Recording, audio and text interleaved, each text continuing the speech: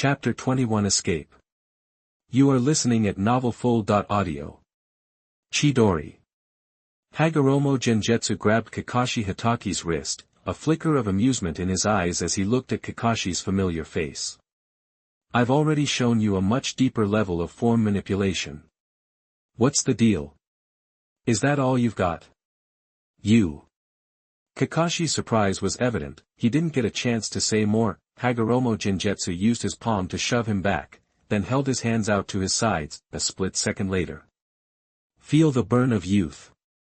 Konoha Hurricane, accompanied by a passionate roar, a green blur launched a kick that cracked through the air, bang. A shockwave ripped through the space. Instead of resisting, Hagoromo Gengetsu used the force of the kick to blast backward, rocketing away from Konoha village. I'm done playing with you guys. If I were you, I'd go check in with the Hokage. After dropping that hint to the two behind him, Hagoromo Gengetsu twisted in the air, accelerating and disappearing. Might Guy wanted to give chase, but Kakashi stopped him.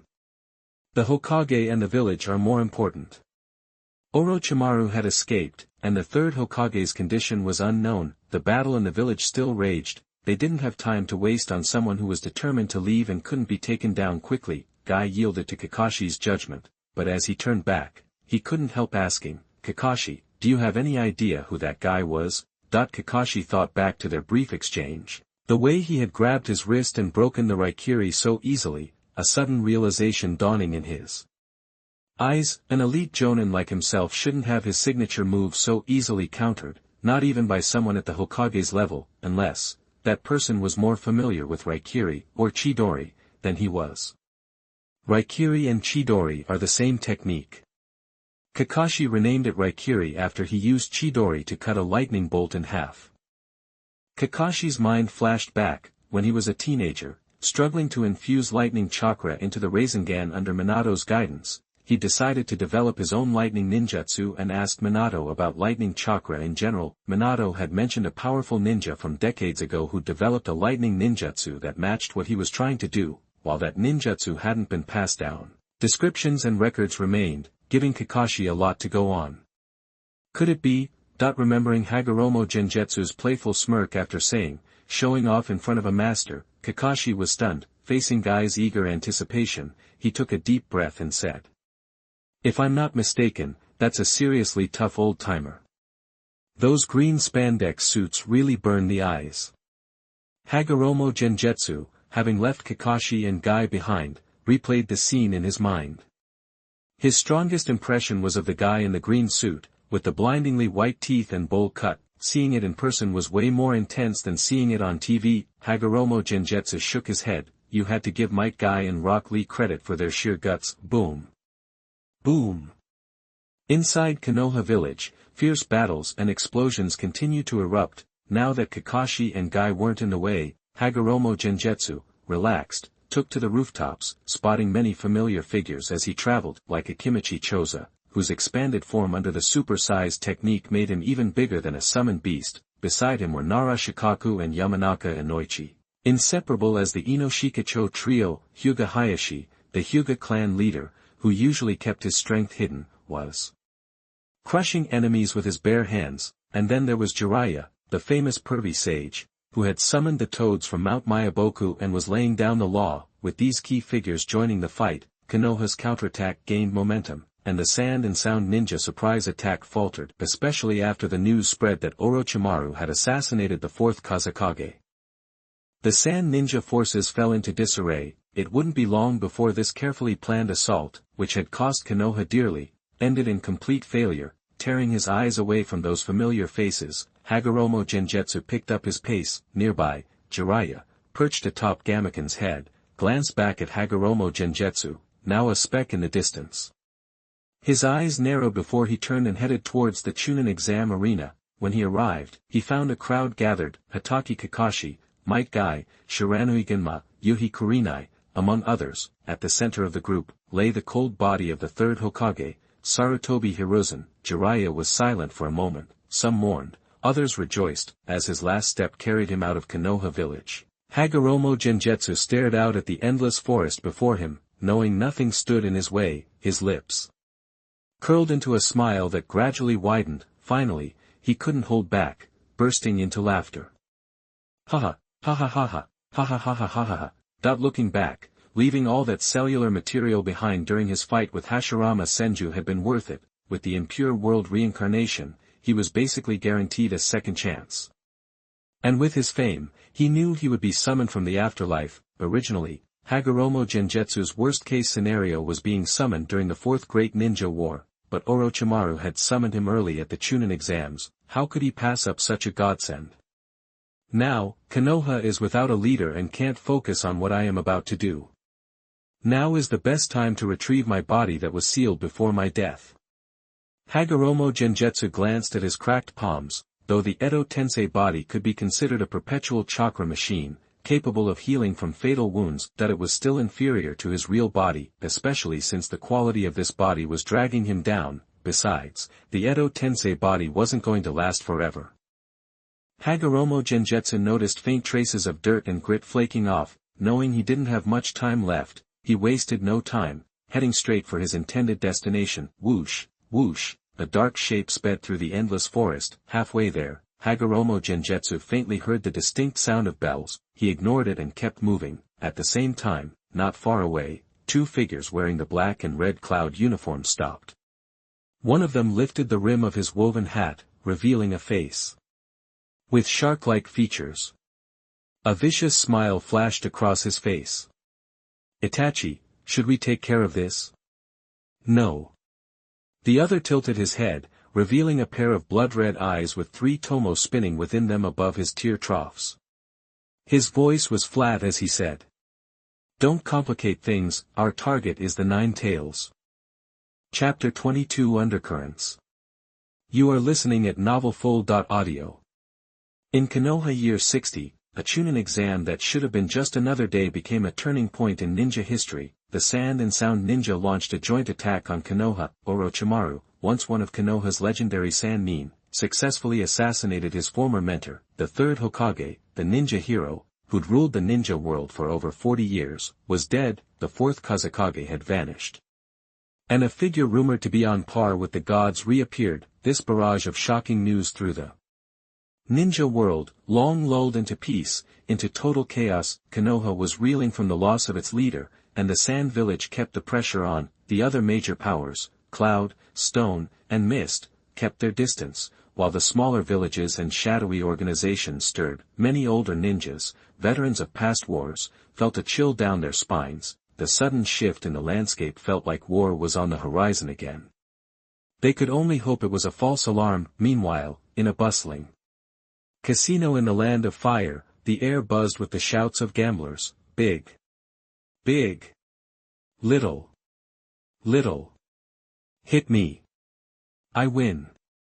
Woohoo. Ack. I'm done for. A gorgeous, mature woman in a tea-green gambling dress, with light golden pigtails bouncing behind her, eagerly grabbed her winnings. Nearby, a black-haired woman hugging a pink pig desperately fed coins into a row of slot machines. Moments later, *ka-ching, *ka-ching, ka-ching. A cascade of chips poured out of the machine. The black-haired woman, gazing at the growing mountain of chips, cried out in disbelief, "Lady Tsunade. We won again." For once, Lady Luck was on their side. Shizen couldn't remember the last time she'd seen Tsunade actually win money, but Tsunade frowned. Despite her winnings, she looked like she'd lost a fortune.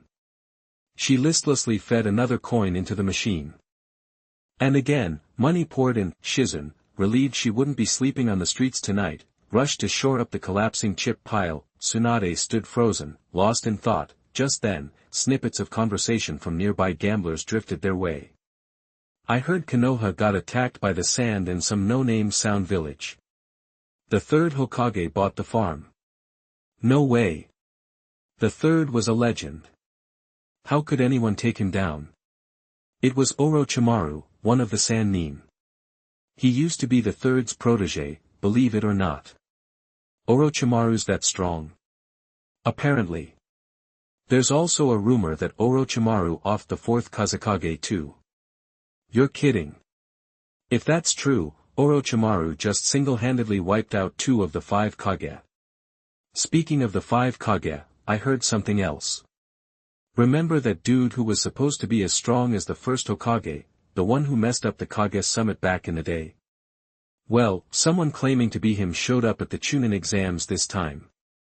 Word is, he split before things went south. Come on. No way someone from the first Hokage's era is still alive. That's what my sister's uncle's friend said. He's a Konoha ninja who was there. He must have gotten it wrong, or the story got twisted. I remember that guy. His name was Hagoromo Gengetsu. The first Hokage killed him. That's what the Valley of the End is all about. Dead guys don't just walk around. True. Sounds like the news is fishy. But Orochimaru killing the third? That's gotta be legit. Things are getting ugly in Konoha and the Land of Fire. They gotta find a fifth Hokage fast, or it's gonna be a free-for-all. Asterisk crack, star, the chips in Tsunade's hand crumbled. Shizun, cradling the chips, stared at Tsunade in shock. Shizun. Tsunade snapped, her face unreadable. Yes, ma'am. Shizun stood at attention. Pack our bags. We're leaving, Tsunade ordered. Got it. Shizun started gathering their belongings. Lady Tsunade, are we going back to Konoha? Tsunade hesitated, a storm of emotions flickering across her face. But she quickly masked it, saying, Konoha? Nah. Let's hit the next casino. Huh? Shizun was floored. Meanwhile, the ninjas and villagers of Konoha, still in mourning, solemnly filed out of the third Hokage's funeral. Clad in black, Jiraiya, standing amidst the crowd, was intercepted by two of Konoha's advisors. Hiruzen is gone. We've established an emergency committee, but it's only a temporary solution. Konoha needs a new Hokage. Jiraiya, you're the most qualified to take the reins. Koharu didn't beat around the bush, Midaman added, Jiraiya, you're the obvious choice. Don't refuse us now. In their eyes, Hiruzen's students, Jiraiya and Tsunade, were the only viable candidates for fifth Hokage. Since Tsunade was nowhere to be found, Jiraiya, who was standing right in front of them, was the next best thing. As for their old comrade, Danzo Shimura, they knew he craved the Hokage title, but they couldn't bring themselves to put someone who had been buried in the darkness for so long in charge. The title of Hokage was the dream of many, but not Jiraiya. Hearing the two advisors' proposition, he recoiled as if they were offering him a live grenade. No way. I can't be Hokage. Don't even ask me. Koharu and Midaman pressed him. Finally, Jiraiya caved, offering Tsunade as a scapegoat. Go find Tsunade. She's much better suited to be the fifth. Don't worry, my toads will track her down in no time. I swear, I'll bring her back. The atmosphere was even more somber in the underground base known as Root. Danzo Shimura, sitting in the darkness, gripped his cane with both hands, his face a mask of contemplation. After a long silence, he finally spoke, his voice heavy with emotion. Hiruzen. Danzo-sama. A Root ninja stepped forward. What is it? Danzo's expression hardened. The Root ninja reported, the Konoha Council has decided to send Jiraiya to retrieve Tsunade and install her as the fifth Hokage. Tsunade? Danzo wasn't surprised. Born into the Senju clan, she established the Konoha medical system and saved countless lives. Even though she'd been gone from Konoha for years, she was undeniably the most qualified candidate. In another timeline, even Danzo himself would remain in the shadows, only emerging as the temporary sixth Hokage when Tsunade fell into a coma and Konoha was left without a leader. We'll wait. Danzo found that he wasn't as impatient as he thought he'd be. Perhaps Hiruzen's death had changed him. He shook his head, reverting to his dark ninja persona. In a cold voice, he ordered, send word to Orochimaru. I need to speak with him. Also, dispatch Root operatives to find Hagoromo Gengetsu. I want to know what he's been up to. Hagoromo Gengetsu, a legend as famous as Hashirama Senju, was far more dangerous than those old fools Koharu and Midaman realized. Even if he was technically dead. Knowing Danzo, Hagoromo Gengetsu would have a cunning plan to free himself of the shackles of the impure world reincarnation technique. The man with a grudge against Konoha couldn't be allowed to roam free, so, find him. Imprison him. Unearth his knowledge and secrets. And use them for Konoha's benefit. Danzo slammed his cane against the floor, his one eye gleaming with a ravenous light. Chapter 23, Clouds Move in All Directions.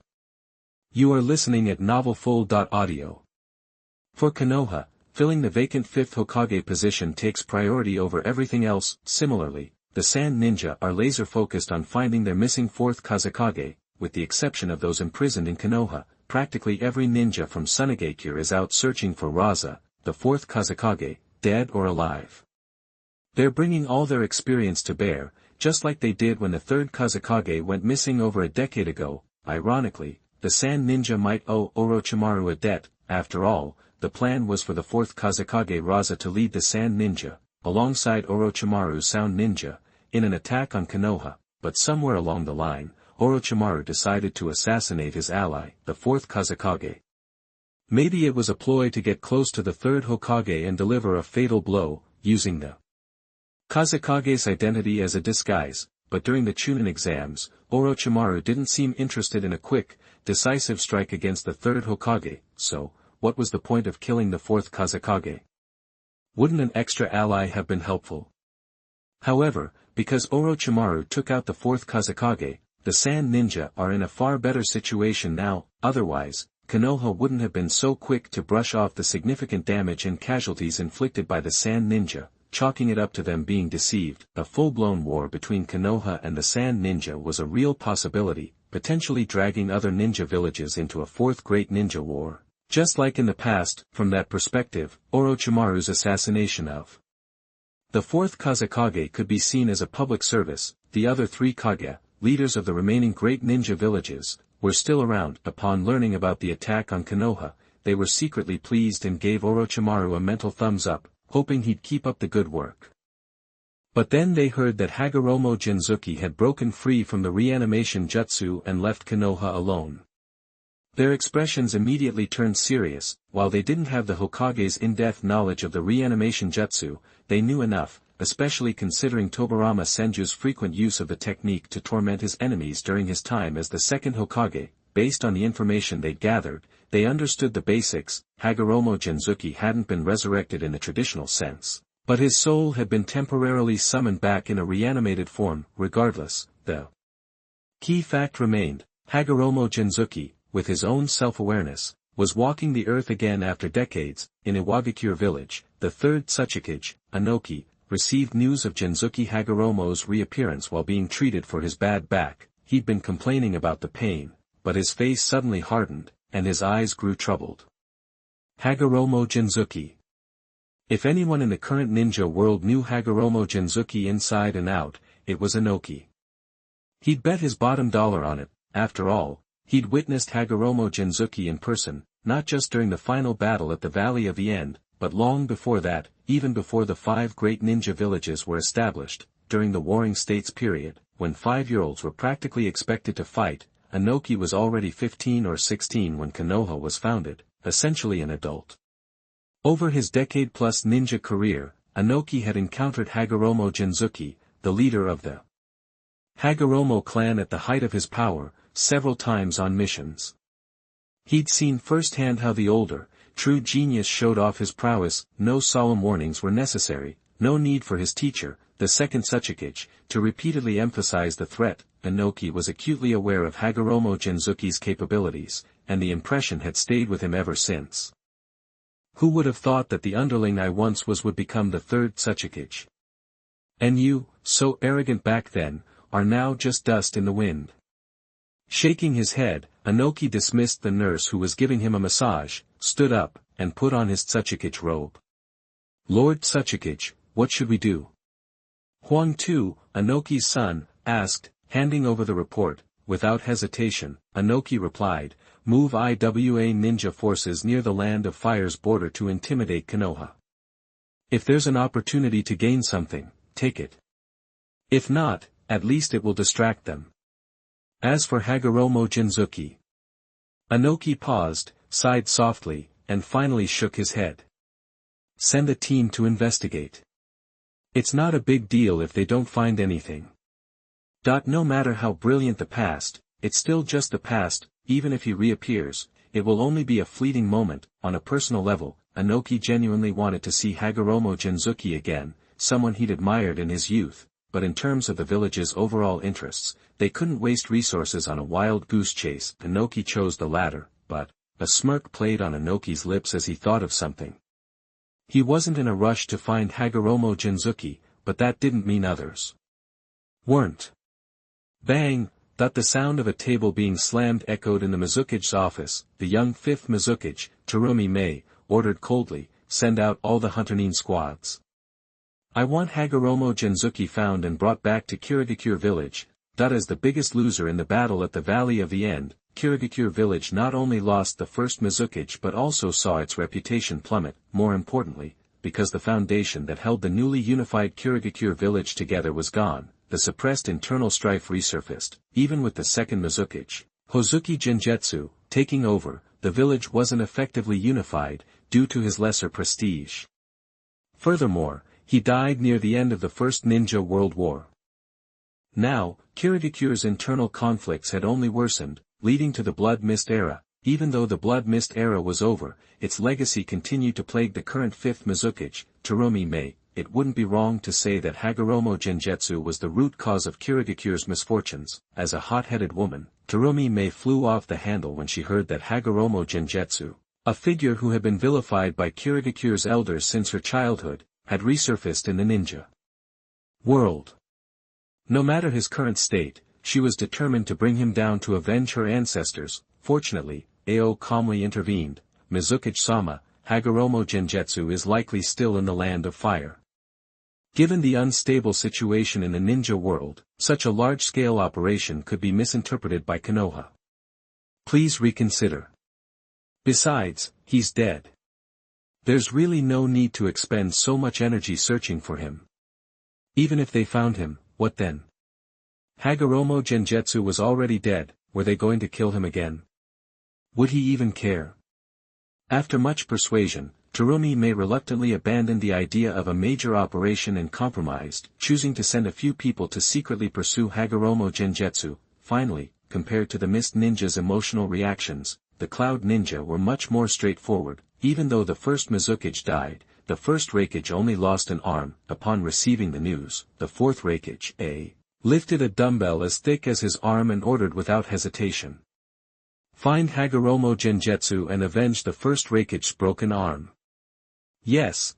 No one questioned the order. The Cloud Ninja's formidable fighting machine efficiently sprang into action. Chapter 24, Valley of the Fallen Gods. You are listening at novelfull.audio. Land of Fire, Valley of the Fallen God. While most of the ninja world was busy being impressed, Yui Xianyue, who hadn't realized the buzz he was creating, had already arrived at his final resting place. The world had changed. Xianyue thought the battlefield would be tough to locate, but after asking around, he quickly pinpointed the exact spot. Valley of the Fallen God. Figures Konoha would love to broadcast their ancestors' victories. Xianyue chuckled, gazing at the significantly altered ancient battlefield before him. Valley of the Fallen God, the valley where gods fall. Sounds impressive, but think about it. If someone called a god, got taken down, how powerful must the first Hokage have been? It's like the Valley of the End. Konoha claims it commemorates the battle between Hashirama Senju and Madara Uchiha, but it's also using Madara's name to further cement Hashirama's image as invincible. Otherwise, Konoha's just showing off their wealth. Not only did they erect a massive statue for Hashirama, but also one for Madara. Maybe they just enjoy carving. After the devastation of the Five Kage War, the once flat plain transformed into a valley. Two colossal statues stood tall in the Valley of the Fallen God. One of them was Hashirama Senju. As for the other, Xianyue teleported, appearing on top of it. Not bad, the likeness is pretty close. The other one, of course, was him. Unlike the Hashirama Senju and Madara Uchiha statues in the Valley of the End, Konoha's founders, which were posed in opposition, this one was different, probably because he wasn't from Konoha. In the Valley of the Fallen God, Xianyue Yuro and Hashirama Senju, almost as tall as the valley itself, were locked in battle. It was clear that Hashirama Senju held the upper hand in the fight, while Xianyue Yurobe appeared to be on the defensive. Standing atop his statue, Xianyue laughed a few times, then grew quiet. This was the reality of the war decades ago. He wouldn't deny it out of spite or take it out on the cold statues. Ninjas aren't samurai. A single skirmish doesn't define everything. Hashirama, your vision still falls short. Xianyue looked at the Hashirama Senju statue, recalling their brief parting, and shook his head slightly. Despite possessing a potent immortal body and having his cells, rich with vitality, obsessively studied by later scientists, Hashirama Senju fell into a deep sleep within a few years after the Battle of the Valley of the End. Xianyue didn't know the reason for any of this, but he deeply understood one thing.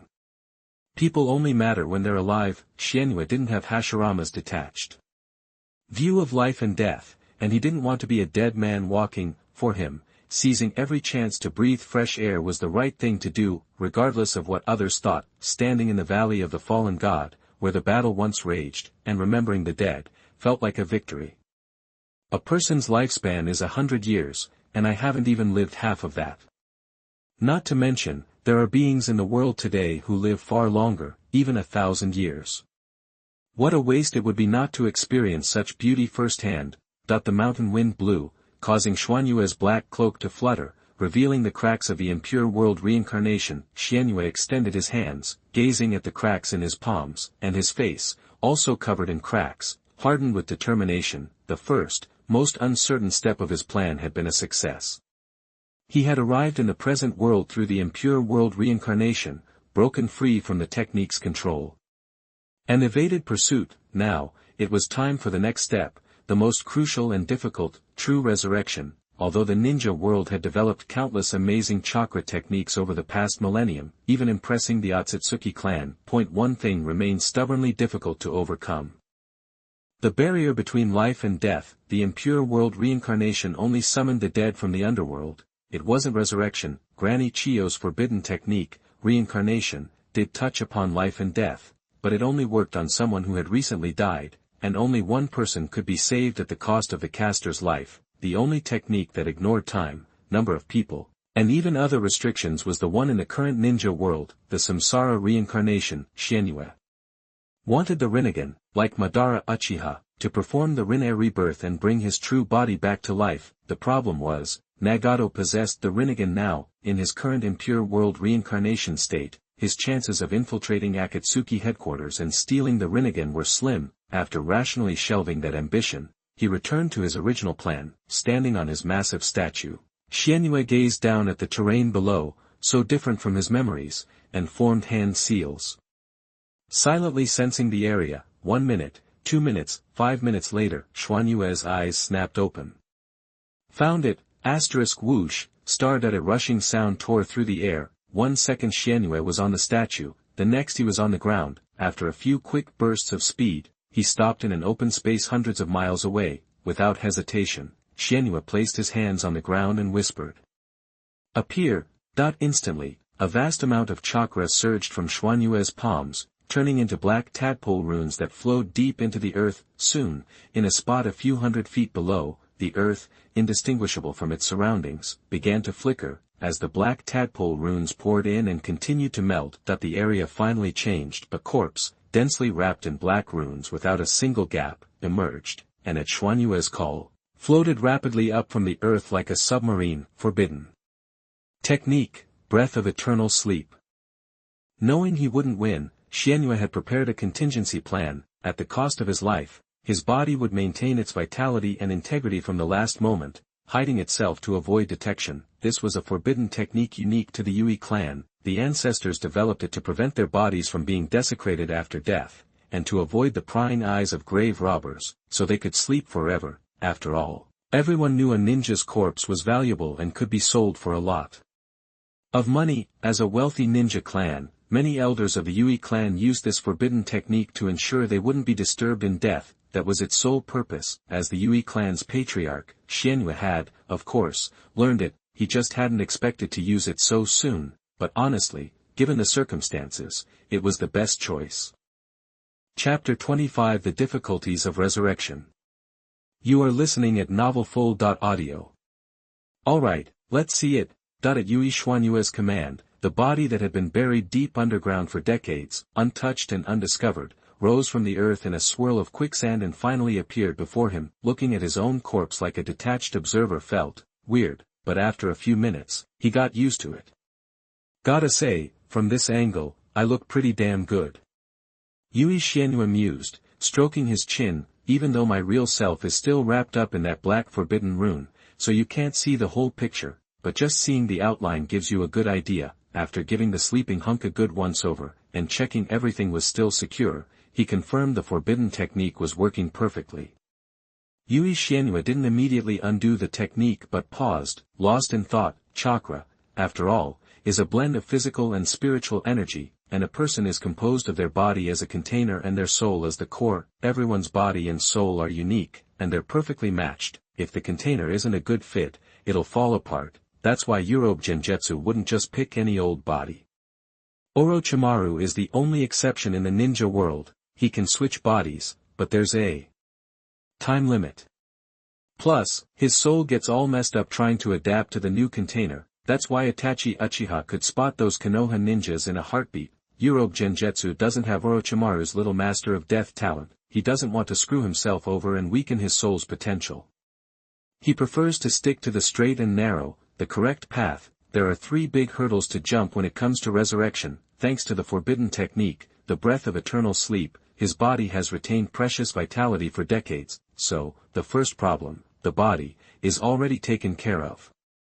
No need to worry about that. Difficulty number 1, skipped. The second obstacle is the soul. Keeping a dead person's body alive and kicking might be possible, if you're willing to pay through the nose, but what about the soul? When you die, your soul goes to the underworld. How do you get it back? Do you have to go down there yourself?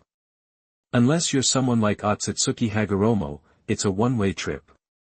You'll never come back. Gotta give credit where it's due, though.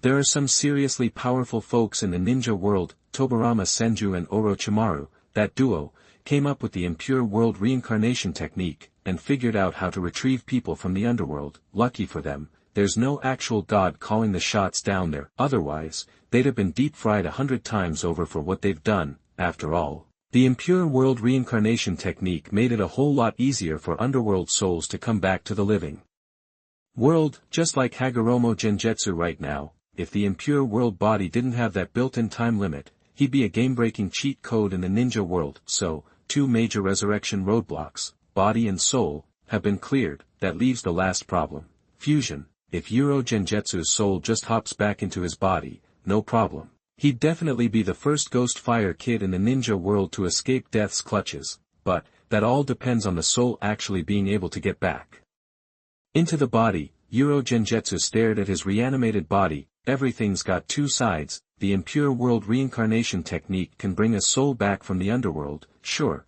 but it also puts some serious restrictions on that soul. Madara Uchiha, Hashirama Senju, Itachi Uchiha, they all managed to break free from the impure world reincarnation technique's control.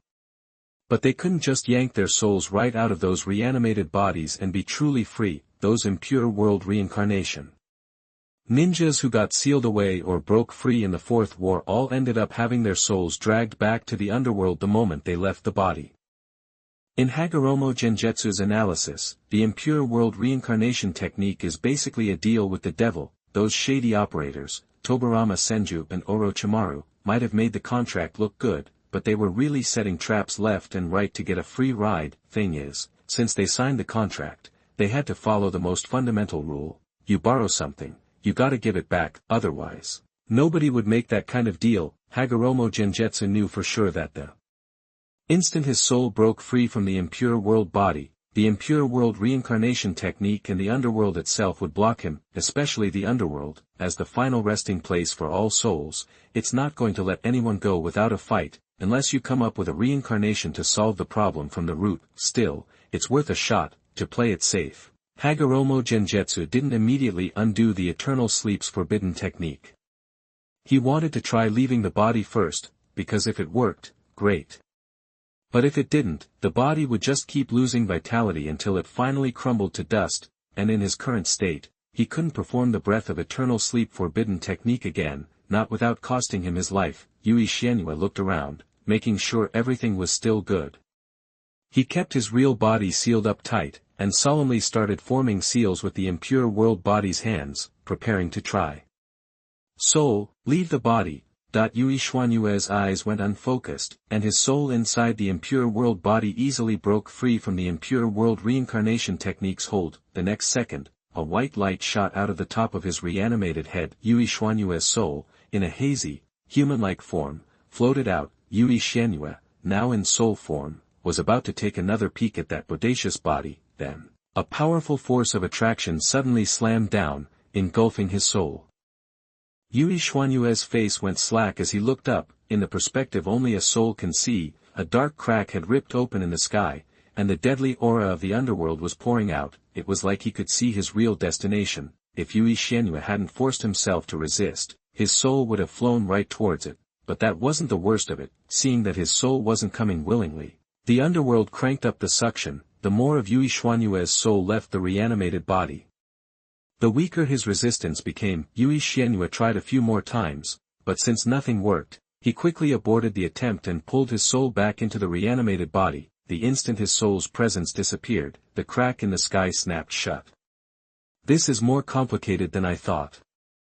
Yui Xianyue frowned, feeling out the impure world body again. Under the impure world reincarnation technique, if the soul always stays inside the impure world body, everything's fine. In a way, the impure world body is like a protective shield, letting the soul move around in the world. But if the soul tries to leave that shield, it's going to draw the underworld's attention and get dragged back to where it really belongs. Looks like cheating death isn't as easy as it looks. Chapter 26 The Surname. You are listening at novelfull.audio. The underworld exerts a natural, suppressive force on the souls of the dead. Even someone as powerful as Yui Xianyue couldn't resist it. If I hadn't been cautious and only partially separated my soul the first time, I wouldn't be standing here so easily. With only half my soul separated, I can barely stay put against the underworld's pull. If my soul were fully detached, I'd be stuck, unable to move. Forget merging back with my body, I'd probably be dragged away the moment I took a step. Yui Xianyue stroked his chin, glanced at the clear, cloudless sky, and mused. I need to find a way to resist this attraction, or strengthen my soul itself. He frowned. Soul. There are countless ninjutsu techniques, but very few deal with the soul. It's understandable, given how mysterious the soul is. While I was alive, I focused more on chakra analysis and approached the soul cautiously. I couldn't be like Orochimaru, disregarding everyone, including himself. He ripped his soul to shreds, and somehow survived through sheer dumb luck. I never studied the soul in depth. I tried the few soul secrets I knew, but they weren't very effective. Looking up at the underworld crack again, Yui Xianyue skillfully returned his soul to the earth body and shook his head. Still no good. The underworld's resistance is too strong. The boundary between life and death isn't easy to breach. The Rinnegan works because of its sheer power, like the 10 tails, Kagaya Otsutsuki, and other otherworldly beings. As the Otsutsuki clan's strongest asset, the overlords of the universe, the Rinnegan's magic goes way beyond resurrection. Too bad I'm not a reincarnation of Ashura or Indra's chakra. Even with their flesh and blood, I can't evolve the Rinnegan. Only Otsutsuki clan members with pure blood can do that. In the ninja world, only the reincarnation of Indra's chakra can awaken the Rinnegan by transplanting the flesh or cells of the reincarnation of Ashura's chakra. For example, if Uchiha and Senju have kids, and the Uchiha transplants Hashirama's cells, they won't get the Rinnegan. At best, they'll develop would release like a Beto. The Rinnegan is too far off, so let's shelve that for now. After countless attempts, the sky darkened, and the temperature dropped. Yui Xianyue sat cross-legged, unfazed. The impure world body feels no temperature, no pain, no fatigue, and doesn't need to eat or relieve itself. Free from distractions, I can focus entirely on the problem at hand. Should I put chakra research on hold and focus entirely on the soul? He considered it, then discarded the idea. Even if successful, soul research would take too much time and energy. and time is exactly what I don't have. The impure world body won't dissipate in a few weeks, but that's not enough to achieve significant results in soul research. Orochimaru, the ninja world's top scientist, took at least a decade to develop the reincarnation without corpse. Despite my talent, I can't guarantee I'd be faster. If I were that powerful, I'd have cracked the bloodline network and be invincible. Not struggling here, I can't do this alone. I need outside help. Yui Xianyue never looked down on others, though some called him godlike. He was still human, with limited time. The ninja world, with its accumulated knowledge of thousands of years, likely holds a solution. Yui Xianyue thought hard. As before, he needed a special soul technique that could instantly bridge any distance. Once his soul reached and merged with his real body, the underworld couldn't touch him, just like in this earth body. Does such a soul technique exist in the ninja world? Yui Xianyue searched his memory. Suddenly, a memory flashed. White and hot. In a word, tolerance is greatness. No, that's not right. More accurately, it was his late ex-boyfriend, the guy who dreamed of being a protagonist but lacked the destiny. If I remember right, his name was Dan. As for the surname, Yui Xianyue, familiar with countless works, remembered the surname Kato. Even after all these years, he could still recall such a minor character because of that name. Spiritual transformation technique. The moment he thought of Kato Dan, the ninjutsu from the Fourth War sprang to mind. This S-rank soul technique allowed the soul to temporarily leave the body, travel through space, and kill enemies from afar. It could also control the target's body or enter their mind, exactly what he needed. Yui Xianyue's eyes lit up. That's it. He had to get it. With his resurrection on the line, Yui Xianyue couldn't wait to start, but first, he needed to confirm something. Where can I find the spiritual transformation technique? Kato Dan is dead. Even if resurrected, he can only be forced to fight, not reveal the technique secrets, and directly learning a technique just by watching the hand seals. Please, try clapping your hands to summon Buddha. The spiritual transformation technique is S-rank not for its power, but for its difficulty. Learning ninjutsu is risky. Forbidden techniques aren't forbidden just for their destructive power. A fireball can kill. 2. More importantly, the practitioner risks hurting or even killing themselves. That's why Konoha has the Book of Seals, forbidding its techniques from spreading. The multiple shadow clone technique, for example, can kill someone. With average chakra reserves, without restrictions, most ninjas would die from overconfidence. Not everyone is Namikaze Minato or Uzumaki Naruto. In short, Yui Xianyue wasn't worried about finding the technique itself. Ninjas, living on the edge, record their ninjutsu and keep it within their families or villages to ensure it's passed down. Kato Dan, as a Konoha ninja, would be no different. Chapter 27 Searching for Tsunade. You are listening at novelfull.audio. The S-rank secret technique has to do with the soul, huh? Figures Konoha's Book of Sealing would have it. Hagoromo Xianyue thought. Of course, the Book of Sealing has way more than just the shadow clone jutsu. If they're using a giant scroll like that, it's gotta be packed with forbidden techniques. Tobarama Senju probably put most of them in there, but the other Konoha ninjas definitely added their fair share. Should I just break into the Hokage's office and swipe the thing? As soon as the thought popped into Hagoromo Xianyue's head, he shot it down. Konoha's taken some hits, but it's still the #1 ninja village. He ain't Naruto. With my current strength, trying to steal the sealed book would probably get me killed. Good thing there are other ways to get to the Book of Sealing. Didn't I hear something about the Kato clan a while back? They were pretty small time. There's a descendant, right? Shizune, I think. Hagoromo Xianyue was thinking about the black-haired woman who was always trailing Tsunade. If he remembered correctly, Kato Dan was Shizune's uncle. Her parents were Konoha ninjas too, but they died in the war, just like Kato Dan. After that, lonely Shizune was taken in by Tsunade as her apprentice, and Tsunade took her with her when she left Konoha. So, Shizune's the only one left in the Kato family. If there were any elders, Tsunade probably wouldn't have bothered taking a little girl with her when she bounced from the village. Even though she's the only one left, the family legacy's gotta be there. Kato Dan's special S-rank spiritual transformation technique isn't just recorded by the village. Shizune, as the only descendant, probably inherited it too. I guess that explains why we didn't see her using it in the show. Some ninjutsu just can't be learned from a scroll alone. It's like some People can breeze through textbooks and get everything, while others can study all day and it still doesn't click.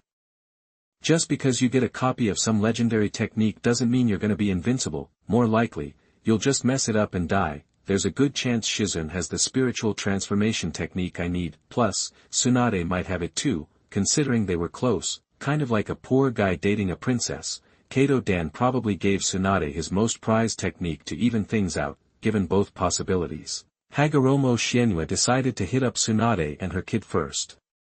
Hard or soft, doesn't matter, finding them should be easy, just ask around at a few casinos and loan sharks. Somebody's bound to know where they're. Hagoromo Shienue wasn't tired anymore, so he didn't waste any time.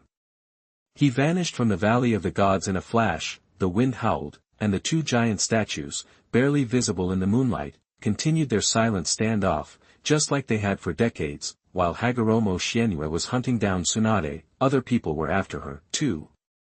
Let's roll.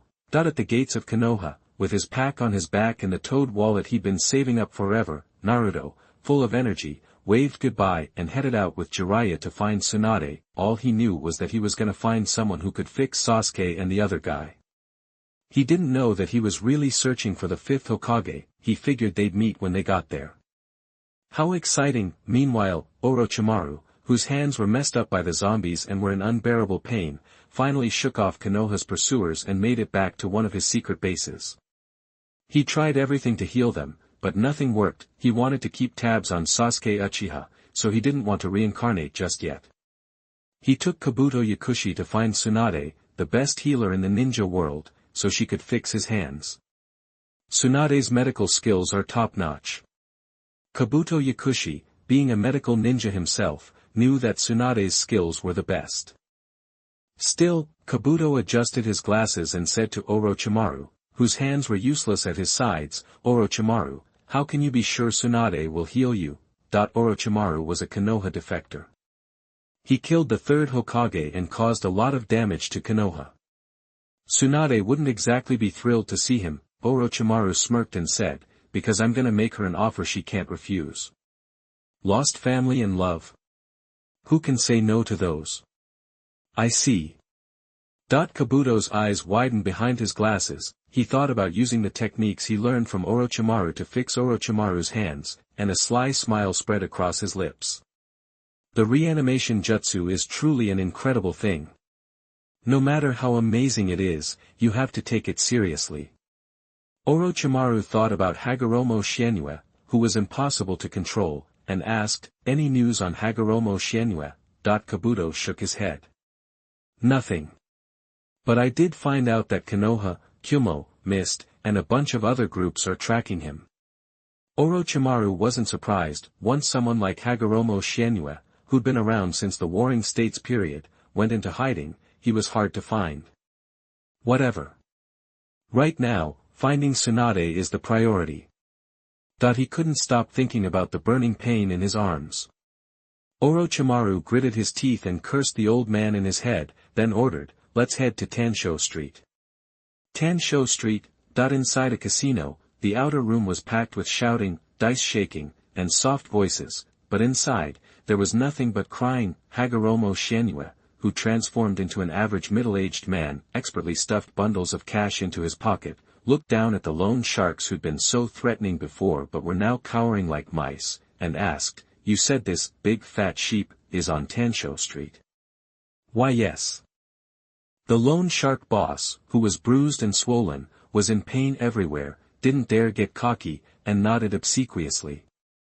The blonde ponytail, green gambling jacket, hot body, young and beautiful woman you were asking about is definitely the big fat sheep. She borrows money from us every so often, and she still owes us 50 million. We know her well. She goes to Tansho Street every year, no matter what. You should know, Tansho Street has the most casinos of the entire ninja world.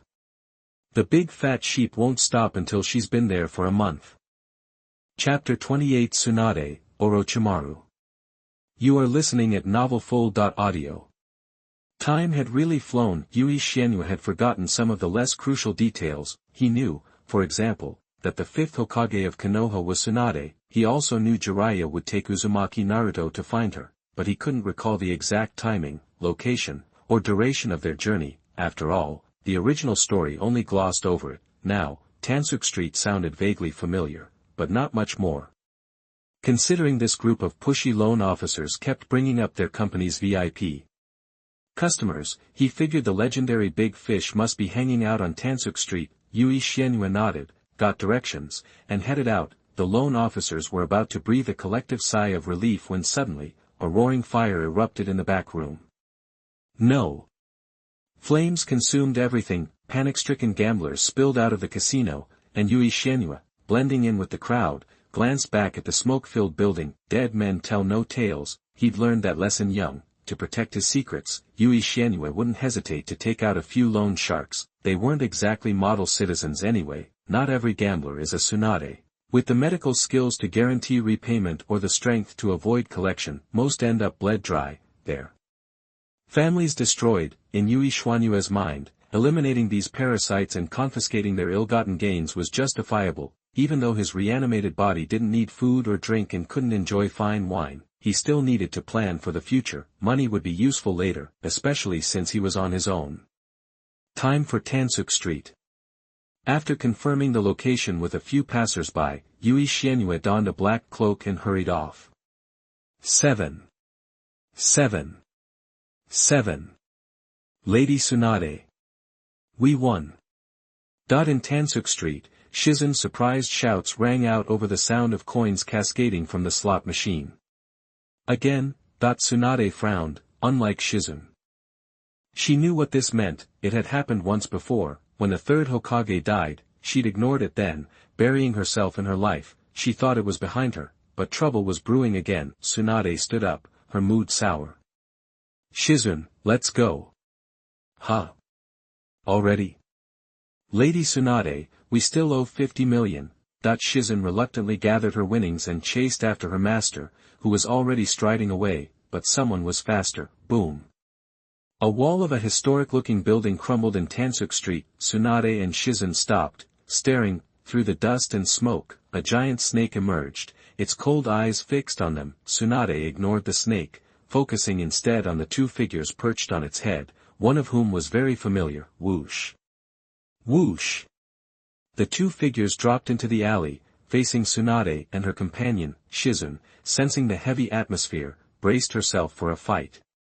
Even her pet pig seemed on alert. Kabuto Yakushi, noticing Shizen's movements, secretly prepared to defend Orochimaru, who was currently at his weakest. Tsunade and Orochimaru remained silent, locked in a tense stare. Finally, Tsunade said flatly. Long time no see, Orochimaru. Orochimaru smiled. I've finally found you, Tsunade. Tsunade scoffed. Why are you looking for me now? A friendly reunion? Or are you dying and want me to fix you up? Orochimaru shook his head.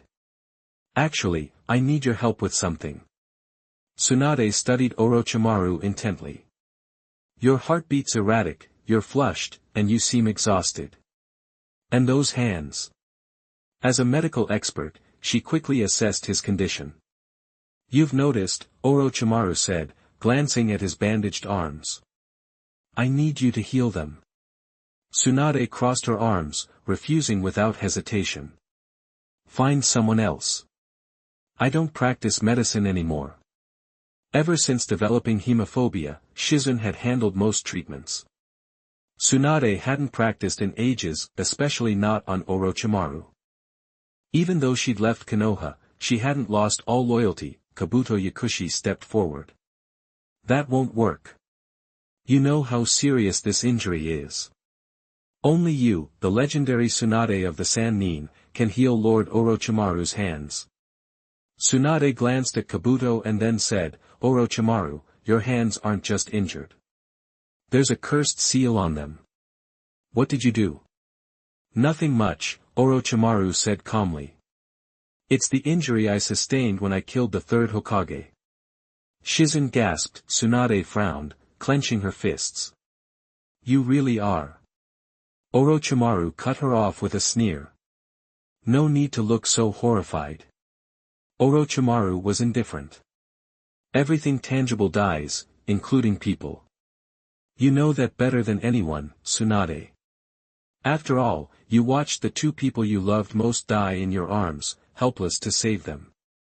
I have to say, those were some pretty awful deaths. Shizune snapped, hearing Orochimaru deliberately taunt Tsunade about her past. Shizune attacked, Kabuto Yakushi intervened. After a brief scuffle, Tsunade ordered them to stop. Instead of being enraged, she smiled, as if she'd seen through Orochimaru's game. You've always been such an annoying person, Orochimaru. Orochimaru tensed, his face guarded. He knew Tsunade too well not to realize something was amiss. Just a second ago, Tsunade was smiling. You know my temper. Stop playing games. Then, she erupted, boom. A punch slammed into the wall behind him. As the crumbling wall collapsed, Tsunade raised her head, her smile replaced by cold, murderous intent. She spoke to Orochimaru, each word laced with venom. I'm going to kill you right now, Orochimaru. Chapter 29. Why are you here? You are listening at novelfull.audio. So strong, and scary. Kabuto Yakushi, lying before Orochimaru, watched Tsunade's sudden explosion and sensed the intimidating aura rolling off her. He thought grimly, that woman is definitely single, that because no dude in his right mind would let Tsunade get close enough to punch him, getting close to her meant risking death by domestic violence. Kabuto kept that thought to himself, of course. Outwardly, he said sincerely, Tsunade-sama, we aren't here to cause trouble. We simply wish to negotiate terms. Negotiate terms? Don't be ridiculous. Tsunade withdrew her fist, her voice like ice. I've already said my piece. Now, get out of my sight. No. You're the only one who can heal Orochimaru-sama, Tsunade-sama. Get out. We won't let your treatment go unrewarded, Tsunade-sama. We can make it worth your while.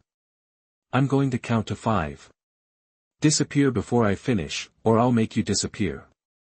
Tsunade-sama. 5. Please, calm down. You'll like the terms of this deal, I assure you. 4, 3. Tsunade didn't budge. 2. Seeing the ultimatum approaching, Orochimaru finally spoke, his voice a raspy drawl. I can bring back to life your brother and the man you loved so much. Tsunade's brown eyes snapped wide, locking onto Orochimaru. The final one died on her lips. Using a forbidden technique I developed, they will return to you, Orochimaru added, a triumphant smirk spreading across his face. Tsunade shuddered. After a long silence, she said slowly, are you telling the truth? In a manner of speaking, yes. A voice cut through the tension, unexpected and jarring. Orochimaru's heart skipped a beat, he turned to his left, tensing involuntarily before consciously relaxing. Thinking fast, he said with feigned surprise, well, I didn't expect you to show up. You? Hearing Orochimaru address Kabuto Yakushi with such deference, Shizune and Tsunade exchanged confused glances. They couldn't understand why Orochimaru would speak so respectfully, and they turned to look. They saw a figure cloaked in black slowly approaching. To be honest, I never thought I'd be here either. The newcomer replied, his gaze sweeping from Orochimaru to Tsunade and Shizune. But I'm glad I arrived when I did. He lowered his hood, revealing a face etched with cracks but still possessing a youthful handsomeness. In the entire ninja world, only one person looked like that, Hagoromo Gengetsu. After discovering Tsunade's location, he'd rushed to Tangshu Street without stopping. Luckily, he hadn't been delayed, otherwise, he wouldn't have caught up with them today. A cool breeze swept through the ruins. Hagoromo Gengetsu's sudden appearance had brought a moment of stunned silence. Orochimaru, who had deliberately used Tsunade's deepest pain to manipulate her, enticing her with the promise of resurrection, had been brimming with confidence. Everything had gone according to plan, but just as the deal was about to be sealed, Hagoromo Gengetsu, missing for days, appeared out of nowhere, unsettling him. Even a legend who wasn't in his prime still cast a long shadow, even if Hagoromo Gengetsu was past his prime. Just his presence forced everyone to remember his reputation. Orochimaru, more vulnerable than ever, was no exception. He rarely asked carefully, are you here for Tsunade too? Tsunade. Hagoromo Genzuki looked at the tall, blonde woman, nodding. You could say that. Don't worry, I won't interfere with whatever Orochimaru is offering. Hagoromo Genzuki glanced at Orochimaru's bandaged arms, sensing his unease, and added, hearing this, Orochimaru visibly relaxed. He'd approached Tsunade with the confidence he could handle her hemophobia, but Hagoromo Genzuki was a different story. Even with his hands disabled and unable to weave signs, he'd be a formidable opponent, even with Kabuto Yakushi by his side. Orochimaru, knowing Hagoromo Genzuki was a man of his word, stepped back slightly and said smoothly, Tsunade and I were just finishing up. Feel free to speak your mind. Thank you. Hagoromo Genzuki nodded and turned his attention to Tsunade. Tsunade, barely recovered from the shock of Orochimaru's offer, watched the strange Hagoromo Genzuki approach her. She frowned. Who are you? Before Hagoromo Genzuki could answer, Kabuto Yakushi jumped in, explaining respectfully, this is Hagoromo Genzuki-sama, the legendary ninja as famous as the first Hokage and Uchiha Madara, a figure practically on par with the gods themselves. Kabuto Yakushi bowed deeply. A very capable subordinate. Hagoromo Genzuki looked at the polite and poised Kabuto Yakushi and smiled at Orochimaru. I think so too, Orochimaru agreed with a smirk. Meanwhile, Tsunade and Shizun had barely registered the exchange. Kabuto Yakushi's introduction had once again thrown them for a loop. As famous as Grandpa and Uchiha Madara. Tsunade's mind flashed back to her childhood, to the times her grandfather, Senju Hashirama, had taken her out, though Senju Hashirama spent most of his time dragging her to casinos to gamble. Occasionally he would talk about the history of the ninja world. Uchiha Madara was the person he mentioned most. Hagoromo Gengetsu was a close second, recalling her grandfather's descriptions. Tsunade stared at Hagoromo Gengetsu in disbelief. The man was standing right in front of her. A figure from history had appeared in the flesh. Shizun, suddenly remembering something, blurted out, Tsunade-sama, there was a rumor that the legendary Hagoromo Gengetsu appeared during the Chunin exams. It looks like it was true. The ninja world thrived on rumor, especially outrageous rumors that bent reality. Tsunade and Shizun had heard about Hagoromo Gengetsu, but they hadn't given it serious thought. The rumor had been a one-off, and with no further news, they had dismissed it as false. After all, how could a long-dead person come back to life? Resurrection. Tsunade's eyes darted back to Orochimaru. His words echoed in her mind. I can bring back to life your brother and the man you loved. Orochimaru hadn't been lying, he really could do it. Chapter 30, If I refuse, do I have to rob him? You are listening at novelfull.audio.